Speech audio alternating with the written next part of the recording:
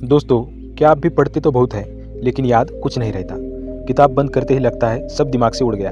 अगर हाँ, तो आज जो तरीका मैं आपको बताने वाला हूँ वो आपकी ज़िंदगी बदल सकता है। क्योंकि आज आप सीखेंगे ऐसा साइंटिफिक और प्रैक्टिकल तरीका जिससे एक बार पढ़ा हुआ ज़िंदगी भर याद रहेगा। देखिए, ज़्यादातर लोग पढ़ते हैं समझने के लिए नहीं, बल्कि खत्म करने के लिए। हमारा ध्यान होता है जल्दी जल्दी खत्म कर दो, अगला चैप्टर शुरू करो, और बस इसी जल्दबाजी में दिमाग कुछ भी स्टोर नहीं कर पाता। दिमाग का नियम बहुत साफ है। अगर जानकारी को इमोशन या रिपीटेशन नहीं मिला तो वो मेमोरी में नहीं जाएगा। मतलब अगर आपने कोई चीज़ बिना ध्यान, बिना भावना और बिना रिपीटेशन के पढ़ी तो आपका ब्रेन उसे कचरे की तरह डिलीट कर देता है।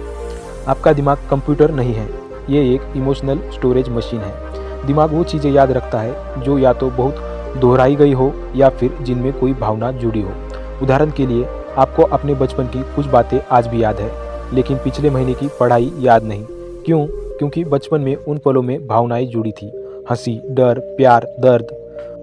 पर पढ़ाई में सिर्फ दबाव जुड़ा था। अब सुनिए कैसे आप एक बार पढ़कर जिंदगी भर याद रख सकते हैं। इसके लिए पहली स्टेप है, पढ़ो नहीं बल्कि समझो। जब भी कुछ नया पढ़ो तो अपने आप से सवाल पूछो, यह चीज़ क्यों हो रही है, इसका असली मतलब क्या है, अगर मैं इसे किसी को समझाऊँ तो कैसे समझाऊँ। जब आप सवालों के साथ पढ़ते हैं तो दिमाग एक्साइटेड होता है, और एक्साइटेड ब्रेन कभी चीज़ें नहीं भूलता। दूसरी स्टेप है, पढ़ाई को कहानी बनाओ।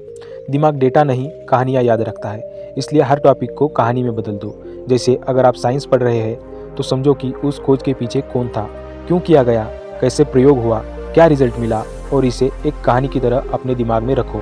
फिर देखना वही टॉपिक ज़िंदगी भर नहीं भूलेगा। तीसरी स्टेप है, टीच बैक मेथड। ये दुनिया का सबसे प्रभावी मेमोरी ट्रिक है।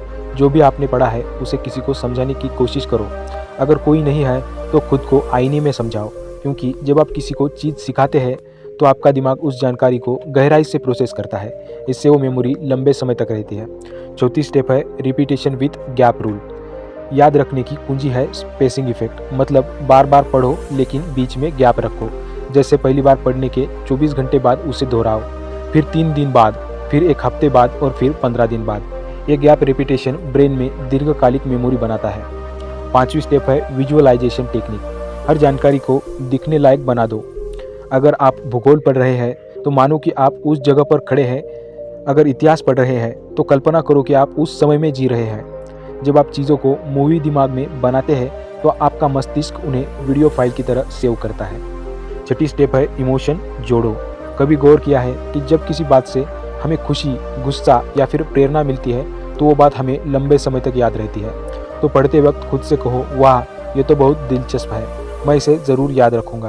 भावनाएं जोड़ो, क्योंकि भावनाएं ही यादों को मजबूत गोंद की तरह जोड़े रखती है। सातवीं स्टेप है, स्लीप वेल आफ्टर स्टडी। पढ़ाई के बाद की नींद ही असली सेव बटन है। जब आप सोते हैं तो दिमाग दिन भर की जानकारी को मेमोरी में ट्रांसफ़र करता है। अगर आप नींद नहीं लेते तो वो जानकारी लॉन्ग टर्म मेमोरी में नहीं पहुंचती। इसलिए अगर आपने कुछ नया सीखा है तो रात को 7 से 8 घंटे की नींद ज़रूरी है। पढ़ाई के बाद हल्का टहलना ब्रेन में ऑक्सीजन बढ़ाता है और मेमोरी बेहतर बनाता है। पानी ज़्यादा पीना, डिहाइड्रेशन होने से दिमाग की स्पीड घटती है। स्मार्ट नोट्स बनाना। हर टॉपिक के लिए एक पेज का छोटा मैप, जहां सिर्फ कीवर्ड्स हो, पूरे पैराग्राफ नहीं। इसे कहते हैं mind map technique. Visuals plus verbal mix. कुछ लिखो, कुछ बोलो और कुछ सुनो।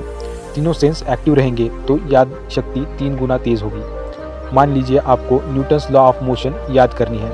अगर आप सिर्फ बुक पढ़ेंगे तो भूलोगे, लेकिन अगर आप इसे कहानी बना लो, जैसे न्यूटन पेड़ के नीचे बैठा था, सेब गिरा, उसने सोचा सेब नीचे ही क्यों गिरा, फिर उसने खोज निकाली, ये गुरुत्वाकर्षण का नियम है। अब यह कहानी आपके दिमाग में विजुअल के साथ सेव हो गई। अब ये कभी नहीं भूलेगी। याद रखो, पढ़ाई सिर्फ दिमाग का खेल नहीं, दिल का भी खेल है। अगर आप भीतर से प्रेरित है तो आपका मस्तिष्क फुल पावर पर काम करता है।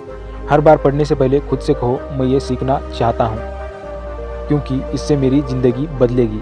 बस यही भावना आपको सुपर मेमोरी पावर देगी। दोस्तों, दुनिया में कोई भी चीज़ मुश्किल नहीं है, बस तरीका सही होना चाहिए। अगर आप इन 7 तरीकों अपनाते हैं तो आप एक बार पढ़कर भी ज़िंदगी भर याद रख सकते हैं। आपके अंदर वो शक्ति है जो कुछ भी याद रख सकती है, बस उसे सही दिशा देनी चाहिए। अपने दिमाग को एक लाइब्रेरी बनाओ जहाँ हर ज्ञान हमेशा जीवित रहे।